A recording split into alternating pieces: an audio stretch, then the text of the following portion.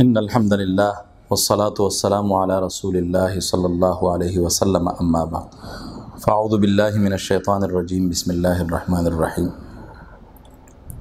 هر مسلمان ورور او خور ته پکار دي چې دا غوي ژبه او لسان د الله په ذکر باندې لاندې وي او سره په دې ژبه باندې داسې خبره اون کوي چې پاغي باندې الله ناراضه شي.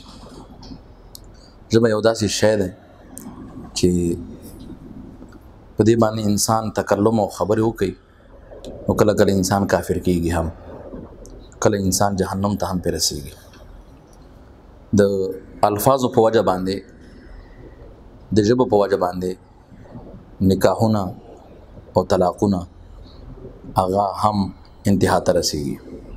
دا ژبه یو داسې شی ده چې په دې باندې انسان تکلم وکړي نو د اختر گواهیانې یعنی پورا اسلام الله تبارک و تعالی په ژبه کې اچولې ده.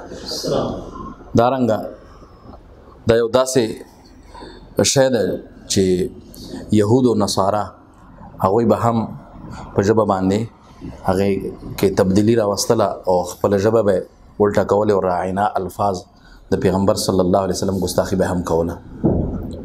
او نبی صلی الله علیه وسلم فرمایي چې انسان به د ورځې مسلمان وي د شپې به کافر وي، د شپې به مسلمان وي د ورځې به کافر وي. حدیث بخاری کې راځي. صرف په دې وجه باندې چې هغه به نسبت د باران هغه الله ته نه کوي او ستورو ته به وکړي. نو نبی صلی الله علیه وسلم د دې سخت منع فرمایلی ده چې تاسو کلم نسبت کوئ نو عقیده د توحید کې خلل را نشي.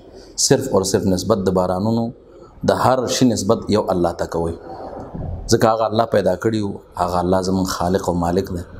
په دې وجه باندې نبی صلی الله علیه وسلم تاسو ماشومان جنکی راغلي او هغه ډول وه په ډول کې اوس الفاظ ویلي وفینا رسول الله صلی الله علیه وسلم يعلم ما فی غد. په منګه کې د الله پیغمبر موجود دی او چې هغه د سبا په خبرو باندې پوهیږي. نبی صلی الله علیه وسلم ورته فرمایل چې داسې خبرې مکوئ، د سبا په خبرو باندې صرف او صرف رب العالمین پوهیږي، یو الله په پوهیږي، بل څوک د سبا په خبرو باندې نه پوهیږي. نو په دې وجه باندې زما عزتمند ورونو او خویندو ژبه یو داسې شی ده چې همیشه د الله په ذکر باندې لمده ساتل پکار وي. همیشه حدیث کې راځي چې همیشه د استاجبه د الله په ذکر باندې لمده وي.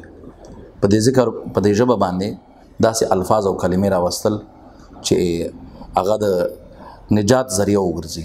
الله تبارک و تعالی دې موږ او تاسو مسلمانانو ته د ژبې اصلاح را نصیب کړي او الله دې زموږ په ژبه باندې همیشه قرآن او سنت جاری وساتي. واخر دعوانا ان الحمد لله رب العالمين.